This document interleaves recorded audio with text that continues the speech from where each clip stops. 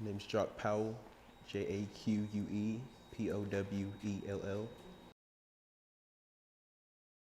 I was born here, Tacoma Hospital,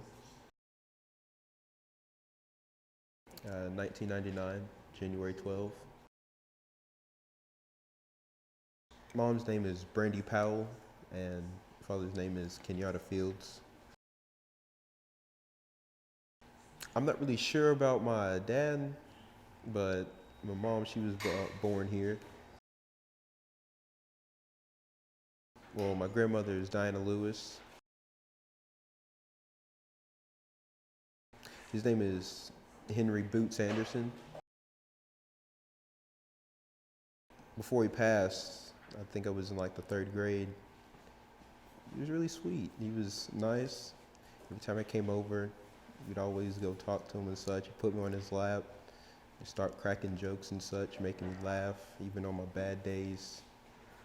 I had a bad attitude problem when I was younger, but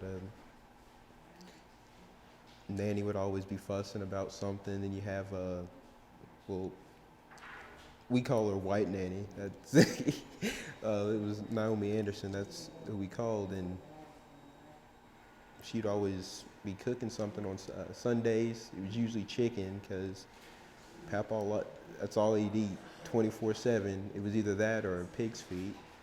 So I always go over there. Ever since he passed away, nobody really went over there anymore. It was Old Knoxville Highway. That's where it is. Auto Drive? Yeah, Auto Drive. Um, a big white house.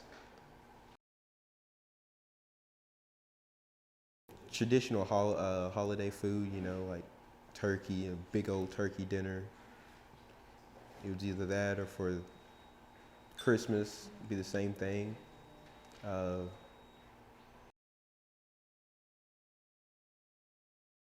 he's buried in the Andrew Johnson Memorial Cemetery.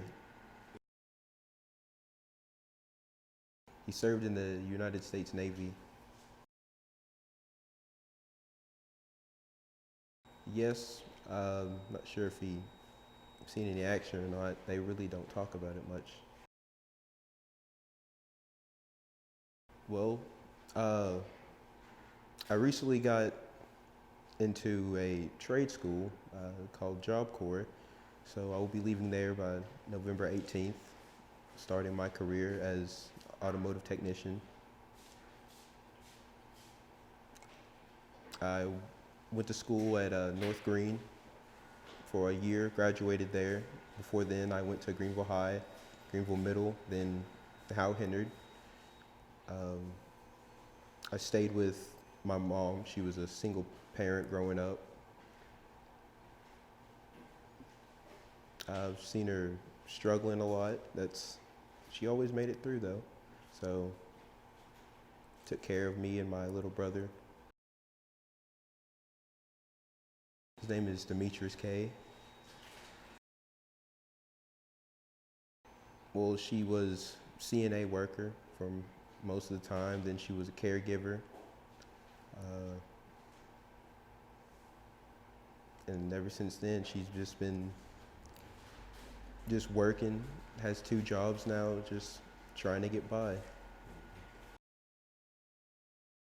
It was different. I went from a school that had a lot of culture, Greeneville. It's kind of mixed with black, white, have all types of different cultures would come in every year, bring in Germans, French, anybody from a foreign exchange program. Just welcomed them with open arms because they were all friendly, Always make you laugh, good conversations, always have stories to tell about back home. But then when I went to North Green, it was predominantly white, and close to it's in the Bayleton area, so it's a country school. There was only 2 black kids, that's including me, and it was a small school. I think the population there, or amount of kids, was like 306. when I graduated, yes, I played football and ran track all throughout high school. I was a running back and cornerback.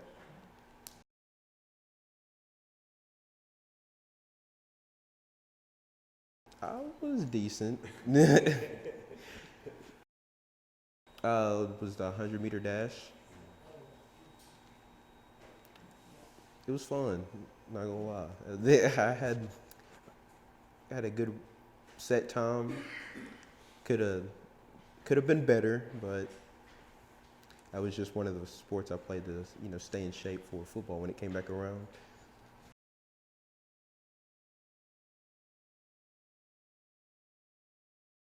I'd say during my sophomore year, we moved from the city to the county, and I was going to the I was going to the city. I was going to Greeneville, and I guess they found out. They took me from class one day, put me in the room, and said, "Hey, you gotta pay such and such dollars for tuition." And when we found out, we was like, "Whoa," I just remember mom breaking down, crying, and telling me that, and you still gotta pay it. We didn't pay it, but the next year they said you gotta go to the county school or pay that year's tuition and the next year's tuition. And coming from a low-income family, we just couldn't afford it at the time, so we just did what we could. And I didn't even know North Green was there. It was a small school. They said, well, we asked, we was like, what was the closest school in that area? They said North Green. We all was confused because, we're not from that area. We didn't know where to go. And they said, oh, you're just 4 minutes away from it. I was like, oh, well, all right then. I didn't know what else to say. 3 days later, we get like big old black truck in our yard. It was, I think it's like 2-3 months into there, and it was my football coach. He shows up, big old tall dude, has mom yells, "Jaque, come in here, someone has to see you." And I'm just, getting all this news and then finding out someone wants to talk to me. I'm like, who even knows I'm down here? So I get in there, it's this big old tall dude, like, "Hey, I'd like for you to play football for us down at North Green." I instantly just jumped on and said, okay, cool. I mean, back to doing something I was familiar with, so jumped into it. As soon as I got to one of the practices, they welcomed me to open arms, really. Well, a few of them did. It was, everybody had to get accustomed to it. It wasn't just me, because, like I said, there was not that many kids of my color at that school, so it was different. It really was. We all got accustomed to it at the end of it. The end of the season and halfway through the school year, it just became a normal thing, really. I remember this one time, though. We was going against Happy Valley, and I was in a different position because one of our guys got hurt. He was a safety, and we had to put in this freshman. He wasn't that good, so we had to move me back there. I got a few tackles, stopped a few passes, and out of nowhere, you just hear in the crowd, "Somebody stop that nigger." And it was confusing, honestly, because they had a mixed kid on their team. So I didn't fully understand that. Didn't really have time to think about it because there was another play, but then you see mom getting up, walking down to the other end because the school, we wasn't the wealthiest as the school I came with before, so we only had one thing of bleachers. So mom instantly walks over there and just starts yelling and such. In a fight, she gets thrown out, and I don't know. We just finished the game. Then after that, I instantly went home to see what happened, and it was just a few words said, but That was honestly the first time I ever recalled that, really.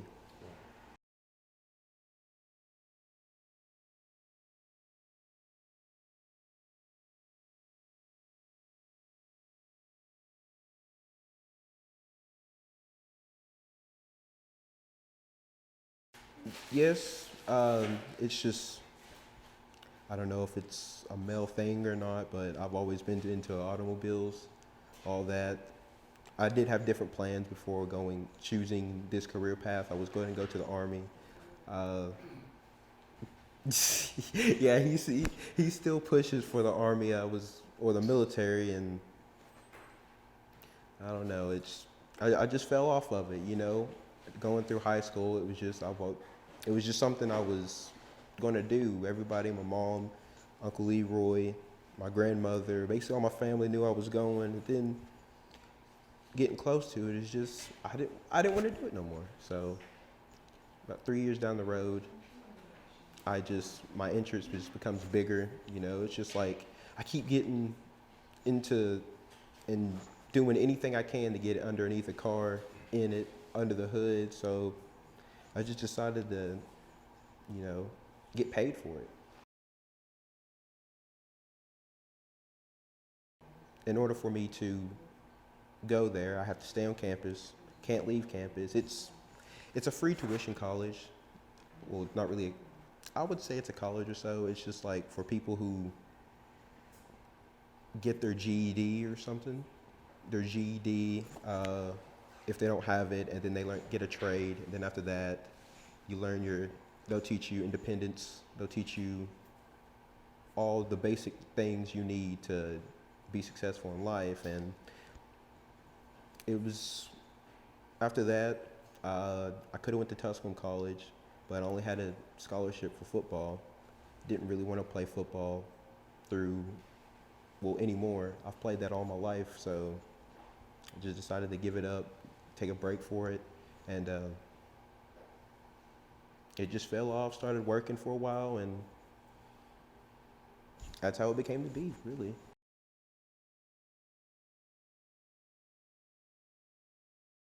It's in Bristol, Tennessee.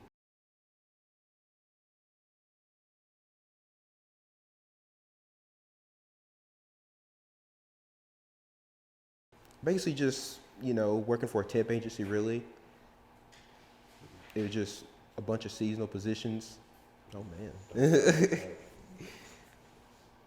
And after a while, it was just I seen everybody else doing this, and they've been getting hired on. I'm like, why can I not get hired on or anything? It just started becoming frustrating. So I just started looking for options to just get out of a factory, really.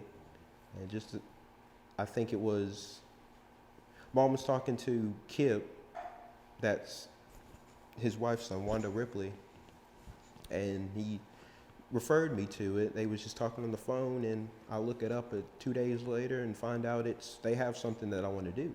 So instantly jumped on board with that, just getting ready to leave at this point, trying to stay with family as much as I can, because I don't really plan on coming back here afterwards.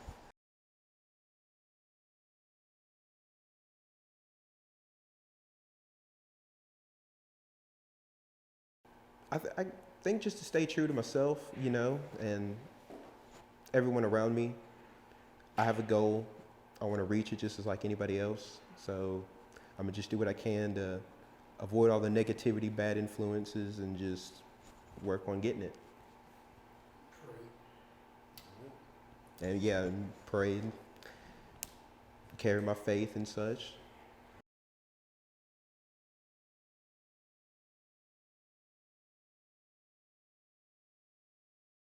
They went to multiple of my grandmother, Diane. She went to the one right across, up above Friendship. Then she went to this one right there, and I forgot the name of that one. And now she's in a church in Millertown. That's a small little town in Bayleton, but it's called Miller Chapel. Oh yeah, yeah. My great grandmother, before she got sick and wasn't able to really get out the house much anymore. She used to go to that one with Powell. After he passed away, she just really couldn't do anything on her own. So she just stays in the house now.